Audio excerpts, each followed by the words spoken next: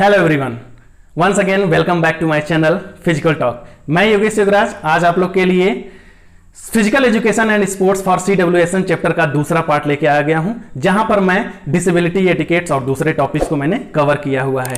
तो फटाफट मेरे चैनल्स को अगर सब्सक्राइब ना किया हो तो सब्सक्राइब कर लिए। चलिए स्टार्ट करते हैं आज का वीडियो।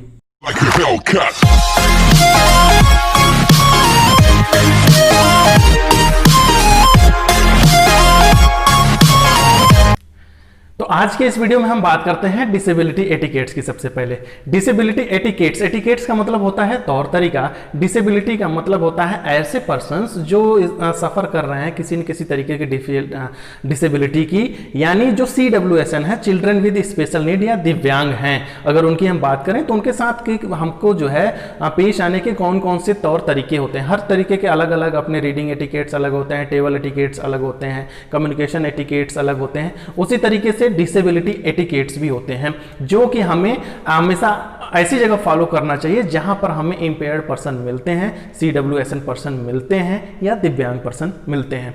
तो हम देखते हैं, सबसे पहले आता है टॉक डायरेक्टली। डायरेक्टली हमेशा कभी भी अगर इस तरीके के पर्सन होते हैं तो उनसे डायरेक्टली बात करनी चाहिए हमेशा। उससे क्या होती है कि उनके अंदर एक कॉन्फिडेंस लेवल अप होता है। अक्सर ऐसा होता है कि जो इस तरीके के स्टूडेंट्स होते हैं, जो बच्चे होते हैं, जो पर्सन होते हैं, वो बहुत शाई होते हैं, बहुत इंट्रोवर्ट होते हैं, बट इरिटेटेड भी बहुत ज़्यादा होते हैं। तो उनसे क्या करिए, आप हमेशा डायरेक्टली बात करिए। डायरेक्टली बात करने से क्या होता है कि उनके अंदर काफ़ी कॉन्फिडेंस लेवल जो होता है वो अप हो जाता है। तो इस वजह से आप उनसे हमेशा डायरेक्टली बात करिए। दूसरा आता है ऑफर टू हेल्प असिस्टेंस। कभी भी अगर इस तरीके के अगर पर्सन को आप देखिए, कहीं भी किसी भी तरीके के अगर इस तरीके के पर्सन अगर आपको देख रहे हैं, चाहे वो फिजिकली चैलेंज्ड हो, चाहे विजुअली हो, चाहे किसी भी तरीके के अगर होते हैं, तो उनको ये हमारी जिम्मेदारी बनती है, ये हमारा एक एटिकेट्स जो होता है, मैनर जो कहता है कि आपको हमेशा उनकी हेल्प असिस्टेंस के लिए आपको ऑफर करना चाहिए। तो उससे क्या होता है कि उनको भी अच्छा लगेगा और कहीं ना कहीं आपकी भी एक अच्छी इमेज सोसाइटी में बनती जाती है।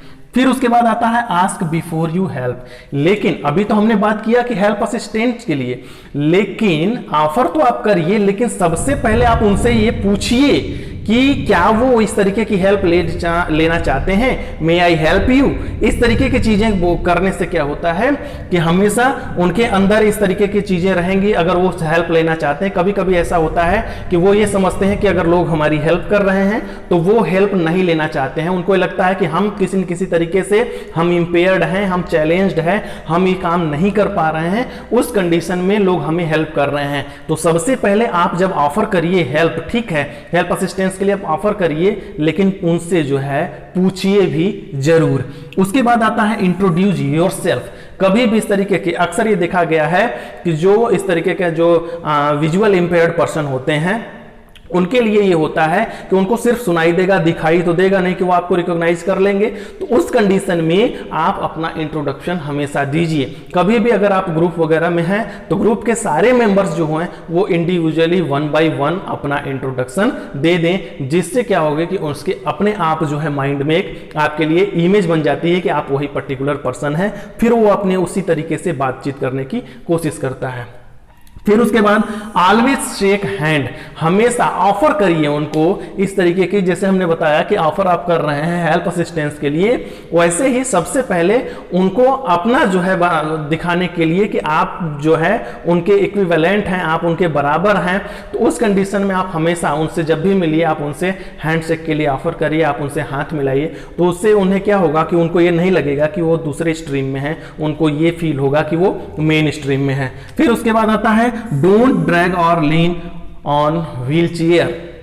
अक्सर ये व्हील चेयर एटिकेट्स में आता है कि अक्सर ऐसा देखा गया है कि लोग क्या करते हैं, व्हील चेयर जल्दी में क्या करते हैं, ड्रैग कर देते हैं, खींच देते हैं, सीढ़ी वगैरह पर से व्हील चेयर पे अगर बैठे पर्सन है उसको उतार देते हैं, और या तो व्हील चेयर पे जो है झुके हुए रहते हैं। अगर उनको किसी तरीके से बाहर ले जा रहे हैं टहलाने घुमाने तो उस पर क्या हुआ, लटके हुए रहते हैं। ऐसा आपको बिल्कुल भी नहीं करना है, बहुत ही जेंटली आपको लेके व्हील चेयर चलना होता है। और कभी भी अगर आपको बातचीत भी करनी है तो उस कंडीशन में क्या करना है, आप व्हील चेयर को एक पर्टिकुलर जगह पे रोक दीजिए और उसके सामने जाइए और इस तरीके से विविंग एंगल आपके आई और उसके आई का बनना चाहिए कि उसको जो है बहुत ज़्यादा एफर्ट ना करना पड़े। ये नहीं कि आप उसके पास खड़े होकर वो बच्चा ऐसे देखकर आपको बात कर रहा है, ऐसा नहीं। व्यूइंग एंगल भी आपका अच्छा होना चाहिए। तो ये व्हील चेयर एटिकेट्स में होती हैं, कभी भी आपको ड्रैग नहीं करना चाहिए। हमेशा व्हील चेयर हॉस्पिटल्स वगैरह में, रेलवे स्टेशन वगैरह में, जैसे एक अलग जो है CWSN दिव्यांग पर्सन के लिए अलग रास्ता बना होता है, तो आप उन रास्तों से उनको लेके जाने की कोशिश करिए। ये नहीं कि आप उनको व्हील चेयर पर बैठा के आप उनको सीढ़ी उतारने लगे, तो ऐसा बिल्कुल नहीं करना चाहिए, ये टिकट्स में नहीं आते हैं। फिर उसके बाद आता है touch the shoulder for getting attention. हमेशा ये याद रखिए कि कभी भी ऐसे पर्सन को अगर मिले, कभी कभी ऐसा होता है कि कुछ पर्सन ऐसे होते हैं कि जिनको ना दिखाई देता है, विजुअली भी होते हैं, उसके साथ साथ हियरिंग भी उनके अंदर यानी सेंसरी जो होती है उनके अंदर डिसेबिलिटी होती है। तो उस कंडीशन में क्या होता है कि आप उनसे जब भी मिलिए, या कुछ ऐसे भी होते हैं जिनको सुनाई नहीं देता, अगर वो आपके तरफ देख नहीं रहे हैं तो you have to touch to him और हर शोल्डर। हमेशा इस तरीके से आप जाएंगे, आप उनको शोल्डर को टच करिए फॉर गेटिंग द अटेंशन। आप उसके बाद अटेंशन लीजिए और उसके बाद आप अपना इंट्रोडक्शन दीजिए और फिर अपनी बातों को स्टार्ट करिए। फिर उसके बाद आता है call them by name, not use abusive word.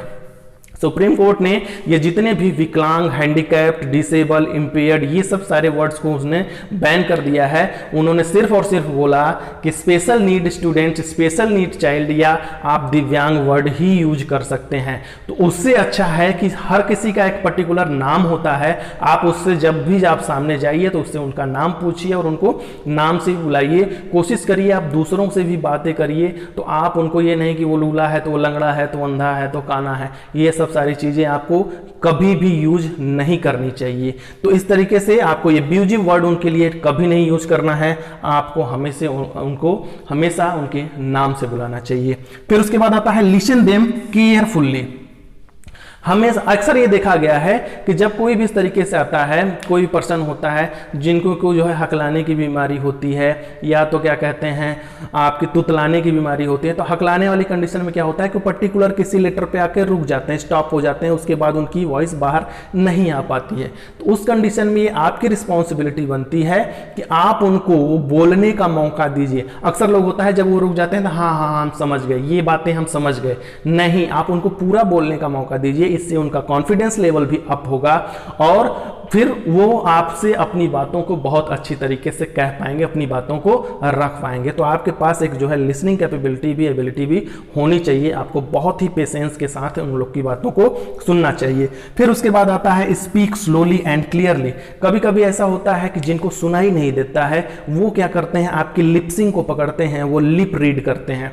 उस कंडीशन में आप कभी भी जो है बहुत तेजी जल्दी जल्दी ना बोलिए, कॉम्प्लेक्स वर्ड सेंटेंसेज आप ना यूज करिए, धीरे धीरे बोलिए, क्लियर बोलिए, जिससे कि वो आपकी बातों को समझ सकें, क्योंकि वो लिपसिंग भी जो है वो आपके लिप रीडिंग भी करने की कोशिश करते हैं। फिर उसके बाद लास्ट आता है use brighter goods for the visual impaired person. इस कंडीशन में क्या होता है कि जो विजुअली इंपेयर्ड होते हैं, जिनकी लर्निंग स्लो होती है, कभी कभी होता है कि जो फेड कलर की चीज़ें होती हैं, जैसे उनको बच्चों को कुछ सिखाना है, तो उनके लिए हमेशा ब्राइटर, कुछ भी आपको बॉल यूज़ करिए तो एकदम ब्राइट जो है रेडियम पेंट वाले कलर्स वगैरह यूज़ करने चाहिए, जिसमें कि ज़्यादा से ज़्यादा चमक हो। तो उससे क्या होता है, वो अट्रैक्ट होते हैं, किसी भी चीज़ को, गेम वगैरह को खेलने की वो कोशिश करते हैं। बुक वगैरह हैं, उसमें ढेर सारे फिगर अगर हैं, वो चमकदार है तो उसको पढ़ने की कोशिश करते हैं। तो ये इतने सारे जो हैं आपके डिसेबिलिटी एटिकेट्स, इसके अलावा और भी बहुत सारे एटिकेट्स होते हैं जिनको कि हमेशा अगर ऐसे पर्सन मिलते हैं, CWSN स्टूडेंट्स जो होते हैं, चिल्ड्रन होते हैं स्पेशल नीड वाले, उनके सामने हमेशा हमारे यही एटिकेट्स फॉलो करने चाहिए।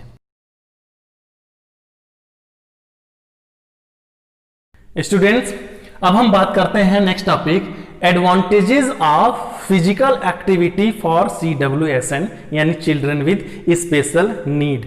यानी फिजिकल एक्टिविटी अगर हम CWSN के लिए अगर हम देते हैं तो उनके एडवांटेज क्या क्या होते हैं। तो यहां पर अगर हम बात करते हैं तो सबसे पहले आता है कि अगर हम CWSN अगर कोई है चिल्ड्रन विद स्पेशल नीड, तो उनको अगर एक्टिविटी कराते हैं तो सबसे पहला उनका होता है फिजिकल इंप्रूवमेंट। फिजिकल इंप्रूवमेंट की अगर हम बात करते हैं तो अपने आप जितने भी उनके, स्पेशली अगर हम बात करते हैं मस्कुलर सिस्टम की बात करते हैं, तो वो सारी चीजें डेवलप होने लगती है। उनके अंदर फिजिकल फिटनेस के जो कंपोनेंट्स होते हैं वो सारी चीजें डेवलप होने लगती हैं। तो उससे क्या होता है कि उनका फिजिकल इंप्रूवमेंट होता है, चाहे वो स्टेमिना हो, चाहे स्ट्रेंथ हो, चाहे फ्लेक्सिबिलिटी हो, वो सारी चीजें उनकी डेवलप होने लगती है अगर रेगुलर फिजिकल एक्टिविटी कोई CWSN कर रहा है तो। दूसरा आता है मेंटल इंप्रूवमेंट। मेंटल इंप्रूवमेंट की अगर हम बात करते हैं तो जैसा कि हमने अपने पहले भी टॉपिक में पढ़ा चुके हैं हम डिसेबिलिटी की कंडीशन में कि मेंटल के अंदर 3 कंडीशन होती है, intellectual, cognitive and then mental. तो वो सारे जो तीनों लेवल होते हैं उन सब में इंप्रूवमेंट होता है कि इंटेलेक्चुअल एबिलिटी जो होती है स्टूडेंट्स की, जो CWSN होती है उनकी जो होती है वो डेवलप होती है। लर्निंग बाय डूइंग मेथड से, लर्निंग बाय प्लेइंग मेथड से वो सारी चीजें सीखते चले जाते हैं, तो उससे उनकी जो लर्निंग कैपेबिलिटी होती है वो इंप्रूव होती है। साथ साथ उनकी इंटेलेक्चुअल कैपेसिटी जो होती है वो भी डेवलप होती है। तो मेंटल इंप्रूवमेंट भी उनसे उनका होता चला जाता है। किसी भी तरीके से उनको किसी भी इस तरीके की कॉग्निटिव, चाहे वो बेसिक हमने बात किया था कि मेमोराइजिंग हो, रीडिंग हो, इन सब सारी चीजों का जो भी अफेक्शन होता है, यानी जो भी वो सारी चीजें अफेक्ट करती हैं जो, वो धीरे धीरे कम होता जाता है। तो डिसऑर्डर वगैरह या डिसेबिलिटी वगैरह इन सब कंडीशन में भी उनके अंदर इस तरीके की चेंजेस आने शुरू हो जाते हैं ड्यू टू फिजिकल एक्टिविटी। उसके बाद बात करते हैं सोशल इंप्रूवमेंट्स की। अगर हम बात करते हैं सोशल इंप्रूवमेंट की, अगर हम बात करते हैं तो उस कंडीशन में भी क्या है कि इस तरीके की जैसे जैसे अगर हम उनको फिजिकल एक्टिविटी कराते हैं, गेम वगैरह अगर कराते चले जाते हैं, तो वहां पर क्या होता है उनको अलग अलग लेवल मिलते जाते हैं। वो हो सकता है आगे चल के स्पेशल ओलंपिक, पैरा ओलंपिक्स, डिफ ओलंपिक्स, इस तरीके के स्पेशल ओलंपिक, भारत इन सब सारी चीजों में पार्टिसिपेट करके पैरा ओलंपिक्स वगैरह में जैसे देवेंद्र झाझरिया वगैरह अभी लोगों ने इन सब थे, इन्होंने क्या किया कि अभी देखिए जो है इन्होंने gold medal, bronze medal, silver medal अलग अलग लोगों ने अलग अलग इवेंट्स में जीते।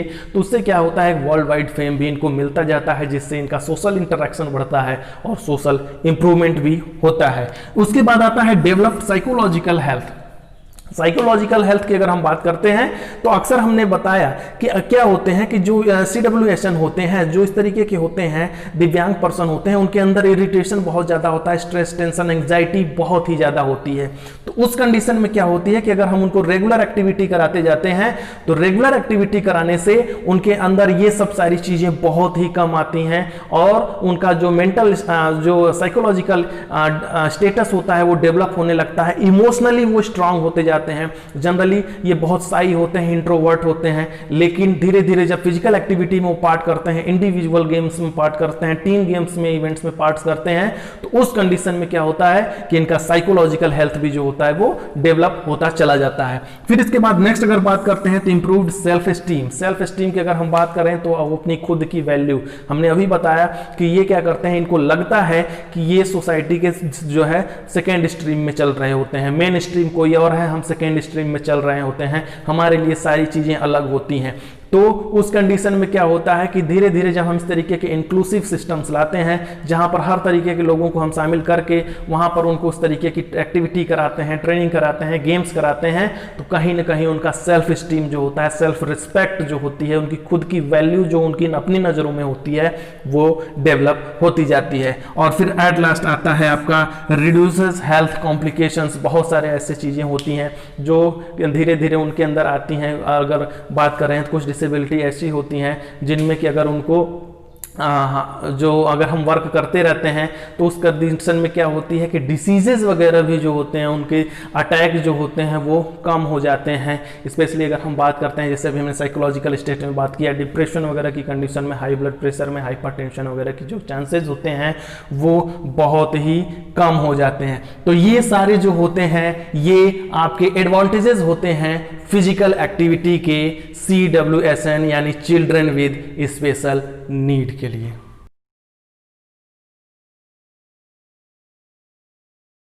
तो स्टूडेंट्स, आज के लास्ट टॉपिक में हम बात करेंगे strategies to make physical activity accessible for CWSN। मतलब ऐसी कौन सी स्ट्रेटजी हम यहां पर बनाएं कि जो हम फिजिकल एक्टिविटी कराएं तो वो एसेसिबल हो, उनके लिए उपयुक्त हो, उनके लिए इजी टू अडॉप्ट हो, ये सब सारी चीजें CWSN के लिए। तो यहां पर एक चीज याद रखने वाली चीज होती है कि जो भी हम एक्टिविटीज के लिए स्ट्रेटजी बनाएंगे वहां पर हम एडाप्टिव फिजिकल एजुकेशन वाला प्रिंसिपल फॉलो करते हैं।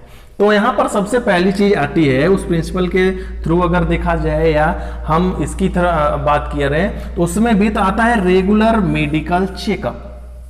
बहुत ज्यादा जरूरी होता है रेगुलर मेडिकल चेकअप जो होता है। इससे क्या होता है कि इंडिविजुअल जो CWSN होते हैं उनमें अगर कोई गड़बड़ी होती है, किसी भी तरीके से एक्टिविटी वगैरह अगर हम करा रहे हैं तो उसमें ये देखते हैं कि किसी के अंदर ऐसा तो नहीं है कि अगर हम सपोज करिए एंड्योरेंस से रिलेटेड एक्टिविटी कराते हैं तो कहीं ऐसा ना हो उनको रेस्पिरेटरी वगैरह की प्रॉब्लम हो और हम इस तरीके की एक्टिविटी कराते हैं तो उससे कोई उनको दिक्कत हो जाए। तो इसीलिए रेगुलर मेडिकल चेकअप का होना बहुत ज़्यादा जरूरी होता है। हम जो है इसके थ्रू ही हम उनको चाहे कैटेगराइज करें उनके इम्पेयरमेंट के अकॉर्डिंग, चाहे विजुअल को अलग रखते हैं, हियरिंग को अलग रखते हैं, ये सब सारी चीज़ें जो होती हैं फिजिकल को अलग रखते हैं, तो उसके लिए भी मेडिकल चेकअप बहुत ही ज़्यादा जरूरी होता है। दूसरा आता है इंटरेस्ट बेस्ड एक्टिविटी। हमने पहले ही आपको बता रखा है कि अक्सर इनके अंदर क्या होती है, जो CWSN होते हैं इनके अंदर साइनेस बहुत ज्यादा होती है, या ये इंट्रोवर्ट इनके अंदर नेचर होता है, इंट्रोवर्ट पर्सनालिटी इनकी होती है, ये इरिटेटेड बहुत ज्यादा होते हैं, शॉर्ट टेम्पर होते हैं, गुस्सा बहुत ज्यादा इनको आता है। तो उस कंडीशन में क्या होता है कि इनकी जब भी हम कोई एक्टिविटी कराएं that should be their interest based. मतलब ऐसा नहीं है कि उनको बैडमिंटन खेलने का मन है और हम फुटबॉल खिलाएं तो कभी भी वो बच्चे कभी भी एक्टिवली पार्टिसिपेट नहीं करेंगे।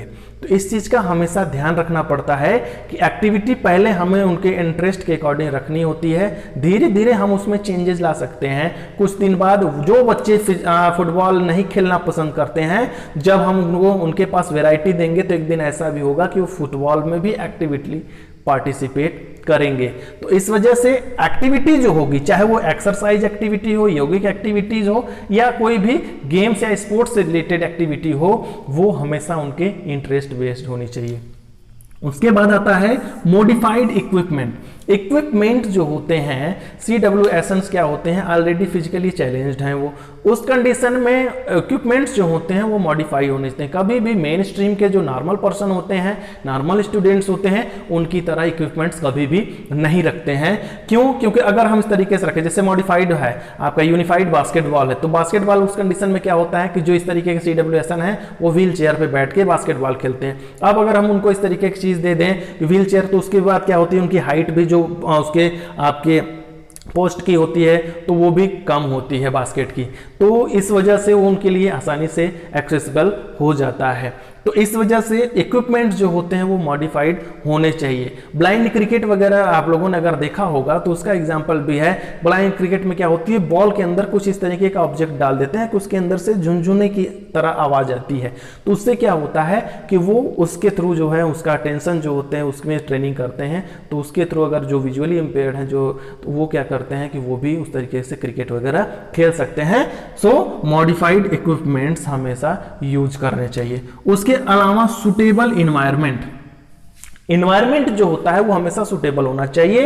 इवन क्लासरूम भी होता है वो बहुत बड़ा क्लासरूम नहीं होना चाहिए। छोटे बच्चों के साथ बहुत ज़्यादा दिक्कतें आती हैं। अगर कोई बच्चा इस तरीके से है कि जो, तो उनके अगर बड़ा क्लासरूम रख देते हैं तो जो टीचर होते हैं, ट्रेनर होते हैं, इस तरीके से उनको हैंडल कर पाना बहुत मुश्किल हो पाता है। तो इसी वजह से इन्वायरमेंट जो होता है लाइट सफिशिएंट होनी चाहिए। साउंड जो होता है आउटडोर साउंड जो है उसमें नहीं आने चाहिए। बहुत ही पीसफुल इन्वायरमेंट उनको दिया जाना चाहिए जिसमें कि उन्हें कोई भी चीज़ें उनके लर्निंग में डिस्ट्रैक्ट ना कर सकें। भीड़ भाड़ वाले इलाकों पे ऐसे स्कूल और ऐसे ग्राउंड्स वगैरह नहीं होने चाहिए। फिर उसके बाद नेक्स्ट आता है सिंपल एंड इजी रूल्स जो होते हैं वो हमेशा एकदम बिगिनर, इंटरमीडिएट और उसके बाद एक्सपर्ट्स वाले रखने चाहिए। कभी भी ऐसा नहीं है कि हम उन्हें कोई भी गेम की ट्रेनिंग देने जा रहे हैं तो हम उन्हें नेशनल और इंटरनेशनल लेवल की तरह उनको रूल्स हम दे दिए और उस तरीके से खेलना होगा। नहीं, ऐसा हमें बिल्कुल भी नहीं करना है। हमें रूल वगैरह भी मॉडिफाई कर देना है कि ताकि वो क्या हो कि उनको भी लगे, तो अगर वो धीरे धीरे करते जाते हैं और उसमें जीतते जाते हैं हैं तो वो भी उनके लिए इनकरेजमेंट का काम करता है और वो सीखने की भी कोशिश करते हैं। अगर रूल्स को हम पहले ही लेवल पे अगर हम डिफिकल्ट कर देंगे, टफ कर देंगे, तो वो उसमें एक्टिवली पार्टिसिपेट कभी नहीं करेंगे और उनके अंदर निगेटिविटी आती चली जाएगी। उसके बाद नेक्स्ट आता है मोटिवेशन फॉर पार्टिसिपेशन। ये भी बहुत ज़्यादा ज़रूरी होता है कि पार्टिसिपेशन के लिए ये जिम्मेदारी होती है कोच की, ट्रेनर की, टीचर की, ये जिम्मेदारी होती है कि उनको मोटिवेट करें, यू कैन डू इट। ये हमेशा उनको बोलना चाहिए, इस तरीके से उनको मोटिवेट करना चाहिए, पार्ट कराना चाहिए कि नहीं ये तुम कर सकते हो, ये तुम्हें करना ही है। तो हमेशा इस तरीके से अलग अलग motivational stories, motivational videos, motivational इस तरीके के हमारे पास आइडल हैं जिनके की मोटिवेशनल स्टोरीज होती हैं, उनको दिखा के उनके अंदर वो जोश और वो जज्बा उनके अंदर जो है पैदा कर सकते हैं ताकि वो भी सक्सेसफुली एक्टिवली उसमें पार्टिसिपेट करें। और लास्ट आता है स्पेशल ट्रेनर एंड एजुकेटर। ये बहुत ही ज़्यादा ज़रूरी होता है कि ऐसे ट्रेनर और एजुकेटर होने चाहिए, trainer for training, educator for educating them, ये कि उनके अंदर पेशेंस बहुत ज़्यादा हो। इस तरीके के जो स्पेशल एजुकेशन वगैरह के कोर्स होते हैं उनके पास होने चाहिए, इनका एक्सपीरियंस हो वो स्पेशल ही होने चाहिए। अदरवाइज अगर पेशेंस नहीं रहेगा, ऑलरेडी वो इम्पेशेंस होते हैं CWSNs के अंदर इस तरीके से, और अगर आप भी इस तरीके से आपके अंदर टेम्पर है, आपके अंदर गुस्सा है, तो आप क्या करेंगे, उन्हें नॉर्मल पर्सन की तरह ट्रीट करेंगे। जबकि हमें उन्हें ये शो नहीं करना है, उनको दिखाना है कि आप नॉर्मल हैं। तो इसी वजह से उनके अंदर उनको ट्रेनिंग देने के लिए स्पेशल ट्रेनर और एजुकेटर्स भी होने चाहिए। तो ये सब सारी चीज़ें हैं जिसके थ्रू ये इतनी चीज़ें जब भी हम स्ट्रेटजीज बनाते हैं किसी भी तरीके से कि हमारे स्टूडेंट जो हैं जो CWSN हैं उनकी प्रॉपर लर्निंग हो सके, उनको फिजिकल एक्टिविटी उनके लिए असेसेबल हो सके, तो हमें इस तरीके की स्ट्रेटजी बनानी चाहिए।